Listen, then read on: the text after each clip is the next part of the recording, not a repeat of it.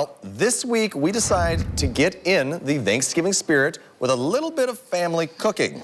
Michael and I picked a Thanksgiving dish each to prepare for our tasting on air with our neutral judge, Devin Biggs. So food is such a large part of the holiday, and it's fun to have a little tasty competition between your coworkers. Yes, I'll start with my dish of twice-baked potatoes with a bit of extra Cajun spice. Ooh. Yes. First, I started off with coating the potatoes, as you see, with olive oil and a sprinkle of salt before placing them in the oven for an hour. While the potatoes cooked, my helper and I fried up some bacon and then diced it up to make it into a little bit of bacon bits. That's, you know, and no dish is complete without a little bit of bacon in there. Oh, of course. Next, we sliced some spring onions for some freshness into the dish.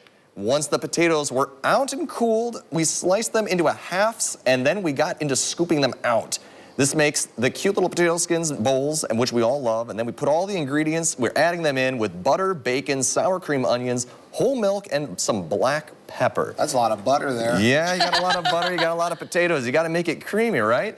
So along with a hefty bit of shredded cheese we're going to put in there, then we mixed it all together and then placed it back into the shells along with some additional Cajun spice on top.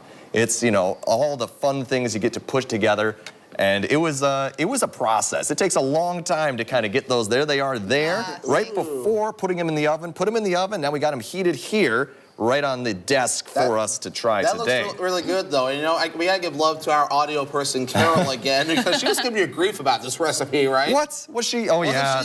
Yeah, she was saying maybe a little too much butter, but, you know, it's the holiday season. It is the holiday season. We get to start working on it. I think the YMCA is doing their maintain, don't gain. So. Yep. They are. Well, right? We're going to gain after this. I know, right? Well, moving on to mine, I decided, I think the most important part of any meal is dessert. Of course. Absolutely.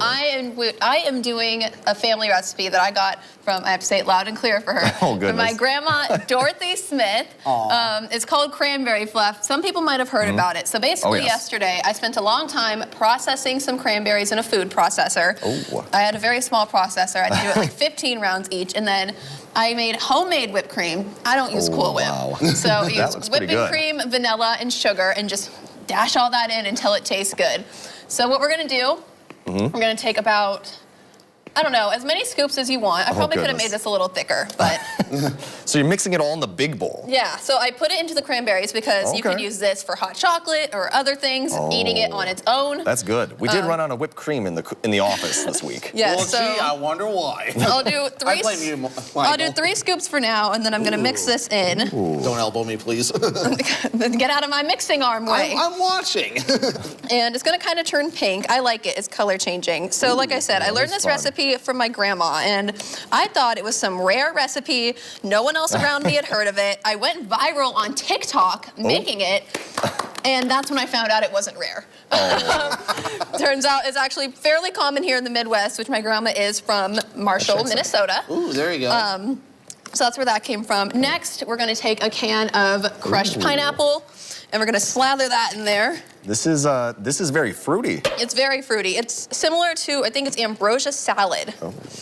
So that's another thing that was like, it's similar to that, so it's not that rare. But I eat this for breakfast, lunch, and dinner after Thanksgiving. My parents always get mad at me because I just eat it all the time. It's the only food I allow myself to eat before The only food? Is that the marshmallows from Jeff's No, I bought these. Oh, you bought these? Okay. Going all out for this recipe. Gonna take marshmallows, and again, similar to the whipped cream, add as much as you want.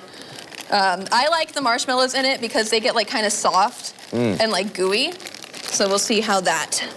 So will that kind of like firm up this kind of soup of cranberry and pineapple we got here? No, they get like really, really soft, which is my favorite. I mean, they're not going to be soft right now. It's when you have it sit for a little bit that it gets soft. Yeah, it's that editing magic that Mr. Food does. Right. Yes. We got our own Mr. Food kind of going on here today. Yeah, right. Yeah, but I was very excited to make cranberry fluff in Wisconsin, clearly, with the amount of cranberries we produce. I got these from Golden Harvest. I think they came from 3 Lakes. Ooh. And so that's local. I love That's local. Exactly. I just love local, though, just buying all the local stuff. And it's so good from the alcohol to the cheese to what you got. And exactly. It works out nicely. I think it's going to be my best cranberry fluff to date. So thank you again, Grandma Dorothy, for this recipe. Thanks, Grandma. Now we're going to scoop some out. All right. I do have to give you a little, I made a a mess. little bit of a disclaimer, though. So I'm not a big pineapple fan, so I think It's okay. There's a lot of So you're like. saying I've got a pretty good chance here.